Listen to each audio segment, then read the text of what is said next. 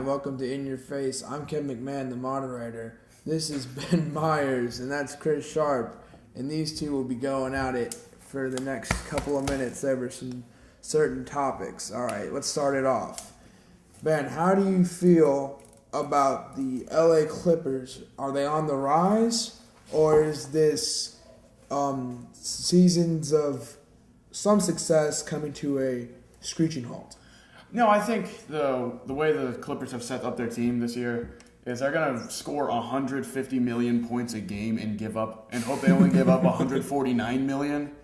Because they got J.J. Redick, who has improved defensively, and Jared Dudley, who's a great defender. But other than that, outside of that and CP3, they have no defense on their team whatsoever. But they have scoring. And they just picked up B.J. Mullins yesterday. And he's a center who plays like he's 6'4" and can only shoot jump shots. I don't think I've ever seen that man grab a rebound, post up, or box out anyone in my entire life. But I think that they are going to score a lot of points and win about 54, 55 games this year. See, there lies the problem. The rebounding and the Byron Mullins thing and the bigs.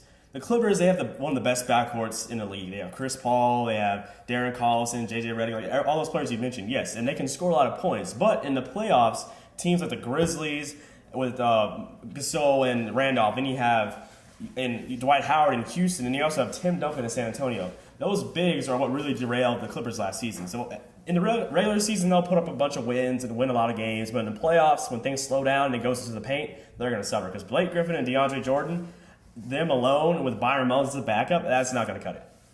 I mean, but I think they'll still score enough to be competitive in the playoffs, regardless of how many points they give up, because they have shooters all over the floor. The floor is spread perfectly for a nice pick and roll alley-oop from Chris Paul to CP3. To DeAndre Jordan or to Blake Griffin. It'd be actually really impressive if he pick and rolled it to himself. Alley-oop pick and roll by Chris Paul, picked by Chris Paul, and dunked by Chris Paul. He could do that. That'd be impressive. Yeah, all right, well, let's move it on. Chris, the free agency in the NBA, there's been a lot of hype. Yeah. Some say almost too much hype. But how do you feel? Are these guys getting too much credit or not enough coming out of straight from college? Or being in the league already? I think it's LeBron, and then after that, it's kind of a pretty big drop-off because these players, a lot of these free agents, they're kind of old. Like Paul Pierce, Dirk Nowitzki, they're getting up in age, and then Kobe Bryant, Pau Gasol, they're getting up there. And I feel like LeBron's the highlight. People see LeBron like, oh my gosh, this class is going to be amazing, like the one when LeBron went to Miami. But those players were in their primes. Now these guys are kind of post their prime, and after LeBron and maybe even Melo, it's kind of a drop-off. But I think the 2014 free agency class, even though, sure, it's a bunch of aging former stars, they're still good players. Yeah. Like Paul Pierce is a free agent, or Chris Bosh. They're still going to command a nice contract for a playoff team who's looking for a veteran presence who can score and play a little bit of defense. But then also, you've got LeBron and Melo, who are huge. They're going to command $80 million contracts.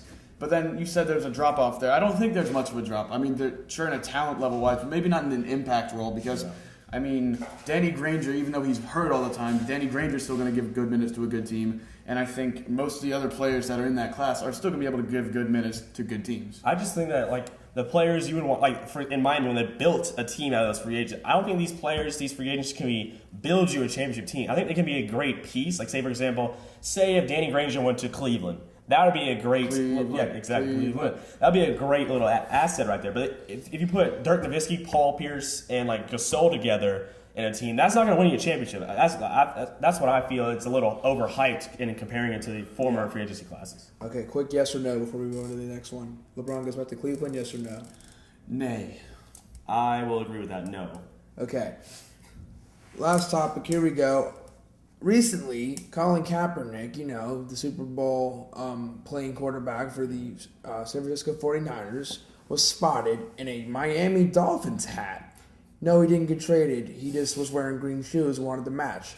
How do you guys feel about that?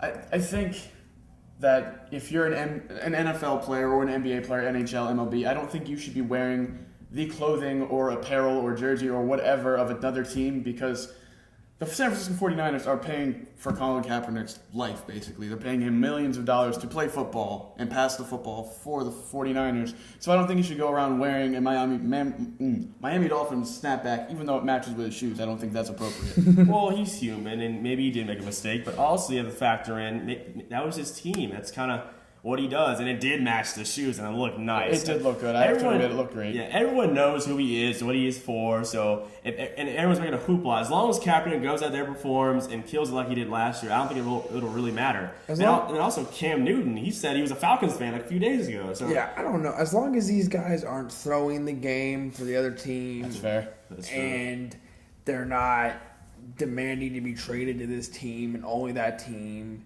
and their loyalty to your team, I think everyone needs to calm down. But I think if you look at it, this is a very far-fetched example. I understand that. But let's say in the 2012 campaign race, Mitt Romney throws on a Barack Obama sticker for swag purposes. I don't know how much he's worried about swag, but let's just say that. People will be up in arms about that. That's true. You're playing against these teams. You shouldn't be able to wear their clothing and be like, oh, it's fine, it's just swag, bro. As a fan, you're like, is this guy really my quarterback or not? When you see that, that's what you could become. Where did his loyalty lay? I think it's just not a problem with only Kaepernick, though. I think the Cam Newton thing kind of opened my eyes. Like, maybe a lot of other players are like this. Because a lot of players, they'll say, oh, yeah, I was a huge Cowboys fan growing up. I'm sure they have something in their place that, some hat, some jersey, some shirt from when they were a kid or a teen. I mean, some of these kids, Kaepernick just came out of college like 3 years ago. He probably still has a bunch of his old clothing from when he was a teen. So I'm sure it was probably an honest mistake, and then he got a little offended. People are on Twitter when someone attacks you, like, oh, whoa, I can do whatever I want. So I think it was an honest mistake. All right, well, I think that wraps it up here. I'm Kevin McMahon. That's Ben Myers. He's Chris Sharp. This has been In Your Face. We're going to take a walk. Dynasty.